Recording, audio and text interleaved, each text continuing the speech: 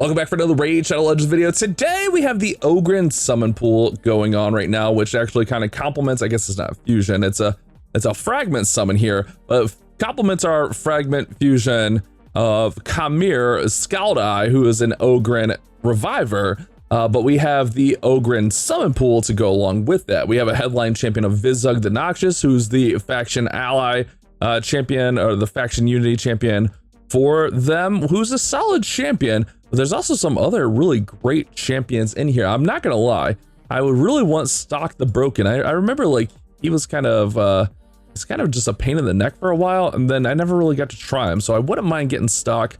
We have Grugtha, I have Gertup, I don't think I have Blizzard. I really actually have most of the regular legendaries. And then as far as epics go, I mean, there's some good epics in here, but nothing that we really need. So we're gonna be summoning this, and hopefully we can get something cool. And if not, we'll do a build for Vizug either way, and just kind of show you guys him, and that'll be what we're doing. So before we get started, let's do the normal thing. You guys know the thing, right? Click on the link down there in the description. You'll get Foul and Foulbeard 100% for free. All you gotta do is click the link, install Raid, install the Play and Play app, install Raid, create a brand new account with a new email. He'll be up here in your inbox along with some other goodies. And then as you level up your account to levels 10, 20, and 30, you'll get some more epic champions, which actually I think one is Ugo, who's actually in here as well. A really great epic champion. Actually, I don't remember if Ugo, I think Ugo's in there, I don't remember. But then you can also get 2 other free legendaries. When you log on, there's gonna be a login champion, Valoran, which you can get him just for logging in for 7 days.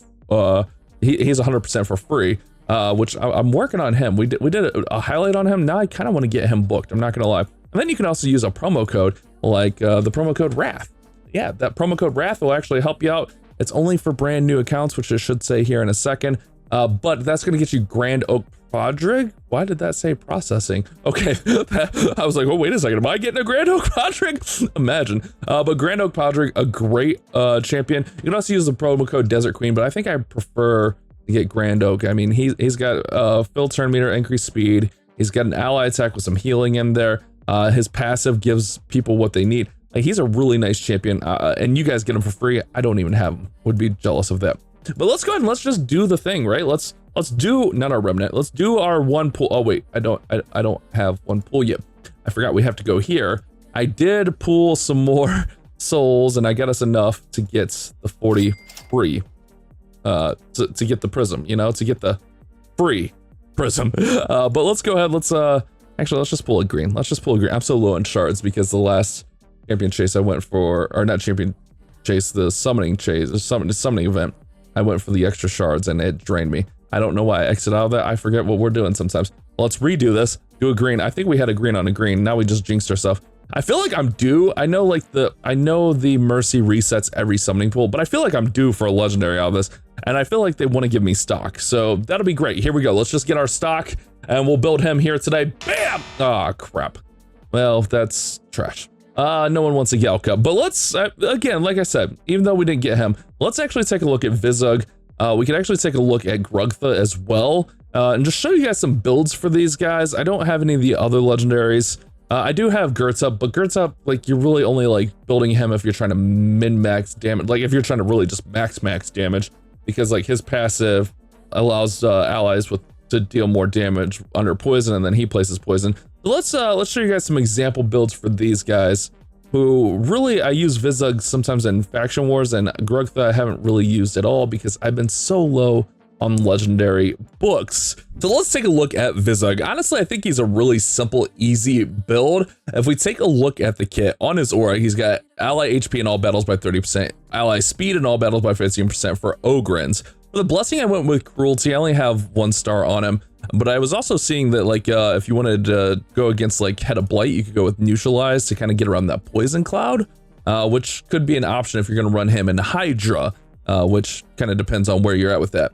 So on his passive here, each ally is actually increased by 10 for HP, burn, and poison debuffs on the enemy team. If there's multiple, it only stacks once. But HP and poison debuffs placed by allies deal 30% more damage, which is nice because he's got a lot of that. Increases damage dealt by allies by 5% for each burn and poison. This is for each ally also. HP and poison debuffs placed by allies can't be removed, stolen, or transferred which is nice. On his A3, he's got an attack all enemies before attacking places, increase accuracy on all allies for 2 turns, and increase the duration of all enemy debuffs by 1 turn, and decrease the duration of all ally debuffs by 1 turn. And then if you have 2 Ogryns, that's actually 2 turns. He also has, for 1, places increased speed on all for 2 turns, and then he's also got a heal if you have 3 or more Ogryns, which, I mean, that's really nice. We could actually build him with less accuracy because of that, and I probably overkilled the accuracy because of that, but not even looking at that, I should say. He's actually nice. He's an HP-based champion, which I kind of suck at building HP nukers, I'm not gonna lie, or HP damage dealers. But with him, like, I feel like since he has the AoE, poison, and HP burns, like, I feel like we don't necessarily have to build him as a nuker. Like, we just let the poisons and burns do the thing, because also, like, the passive makes those poisons and burns go so much harder, right? He also attacks all enemies on the A1 with a 35% chance to activate any poisons and HP burns. I like this champion a lot. For a Unity champion, for PvE, Faction Wars, I think he's a solid champion. For the relic, I have the Skull of Treason on him, which is an HP burn relic, which deals 10% more. Like, I feel like he actually goes pretty well against like Hydra and stuff like that, but obviously, like, I'm a little bit more progressed in running. I didn't even think about it. I ran my Hydra, didn't I? Yeah, so I don't even know that we can show him off. As far as the build went, a very simple build. I went with a res banner that had speed and HP on it. Didn't even boost it up. But for the amulet, I went with crit damage just because I didn't have any other ones rolled up. So I kind of took the easy cop out, not gonna lie. And then an HP ring, obviously a little bit of feral to give us a little bit more accuracy in there. And then just speed and perception. Just make him decently fast so he's taking a lot of turns. Make him decently accurate and let him do his thing here. We got him at 88,000 HP. Obviously, probably want to push that closer to 100k, and we could probably take off 100 accuracy here with him placing increased accuracy. I did want to make sure I had enough res on him though, but I think if like we're running him in Hydra, like I think res is good. 277 on speed, solid, 3,000 defense for survivability. But again, I think like since we get the increased accuracy, I wasn't even thinking about this when I was building him. As we get the increased accuracy, we can knock off 100 speed and probably push that HP a little bit higher. For masteries, this is the masteries I had on him, which was actually kind of interesting. Hell Hades suggests like just general PvE, which is gonna be like offense tree. But I don't know. This is what I had for some reason. Maybe I watched a video or something. I don't know. But this is where we went, where we get a little bit of res, amount of healing and shields he receives. Decreased damage from AoE, heals, reduces damage. Basically, like I kind of built him for like more of a tanky because he decreases champion allies receive for the first hit, and then he takes them. And then obviously with landing skills and then accuracy in here. So I don't know, maybe not the most OP masteries, but I'm just gonna leave them. I probably had a reason at the time to do it.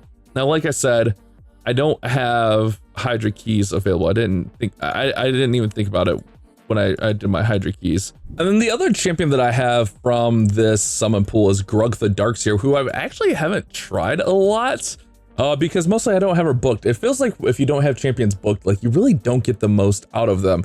But she's gonna be our nuker, so we're gonna go with like a mastery build on the a nuker build on the masteries.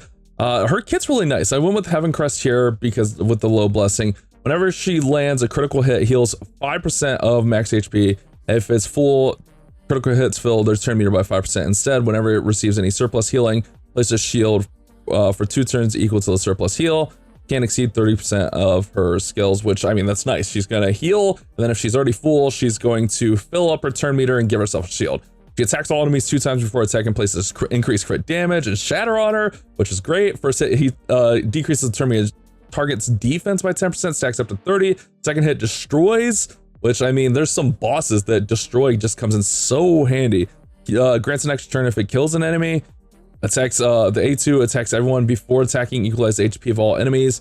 HP levels of all enemies would be set to the average of the team, ignores 30% of defense if the enemy team's above HP of 50%, and then places extra hit if the average is below. So really just kind of like nuking, like the old school, what is that? Sinesha and, man, what's the other one? Skull Crown? Yeah. Increases champion's attack by 10% for each enemy killed. So like she's just meant to go destroy. And then she got another AoE here. Attacks all enemies, place extra hit on champions whose attack is less than hers. Obviously all attack base. You get more damage there. You get the cooldown down to 3 on that. Get the cooldown to 3 on that. I just did put a talent on her. Honestly, like I feel like there's a lot of like whatever nuker relic you have extra laying around. Like I feel like she could probably hit hard. I just haven't got to try her yet because so many champions I'm building just need books. I'm gonna have to just invest in some books. I put her in 6-piece merciless so we could get more ignore in there, which is nice.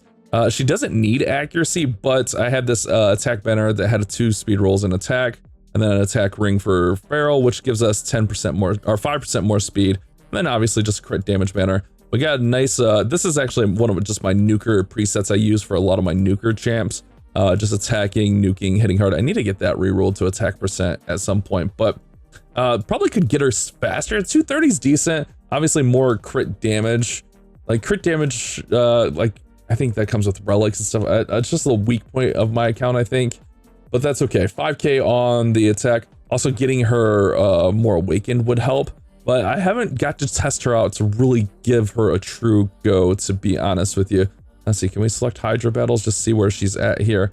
Yeah, so she gains a little bit there, and the Hydra battle should be 242, a little bit more crit damage. I mean, that's nice. But like if we were gonna run like a Hydra, obviously like we'd run Vizug here. Obviously Vizug would be our leader just because of his passive, where the aura is gonna give us speed and HP. Like if we were gonna run an Ogryn team, honestly, Grugtha, if we got Grugtha, we would run her. I think Ugo's a really underrated Hydra champion in general. I run Ugo all the time in Hydra. Like my 2nd and 3rd Hydra teams, like Ugo ends up in there. Just the decreased defense, the block buffs comes in so handy. Like AoE block buffs is so nice. Plus she's got heal reduction, and then it has that like last chance revive, plus a leech in there, and then increase. Yeah, just a really solid champion and really easy to build. Also, if I'm building Ugo, I'm just gonna put like a high accuracy preset. Like that's overkill. But just obviously a lot of accuracy, a lot of speed that we're gonna work on there. And then like something like Klazug would be really nice. I think Klazug, he's just such a beast, man. He's just so good. The stuff that he can do. And then that gives you what your 4 Ogryns that you need, and then you could run someone else in there for Hydra, whether I guess you could run a couple other things in there. You could run someone with Hex, you could run a Provoker. It's just a little bit of everything. Actually, does he have Hex Provoke? I don't actually remember what he has. Okay, I didn't think so. All right, but I mean, there's a lot of great stuff you can do with these guys. I just want to kind of give you guys some builds and some examples.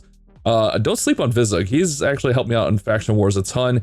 A lot of great things you can do with him. So yeah, if you do end up with one of these Ogryns, that's how you could build them. Obviously the other ones, you know, I don't have them, so I can't really show them off too much. I'm not actually really even too familiar with them, but stock, man, I'm kind of sad I didn't get stock. He's attack, but he's also got like the poison HP stuff in there with him as well. Stock would have been really nice, but hopefully you guys get lucky and pull a legendary out of here and get something good. I think Wifey actually got Blizzard, who's a freeze champion. All right, we're gonna wrap it up there. You guys have a great day. We'll see you guys on the next one.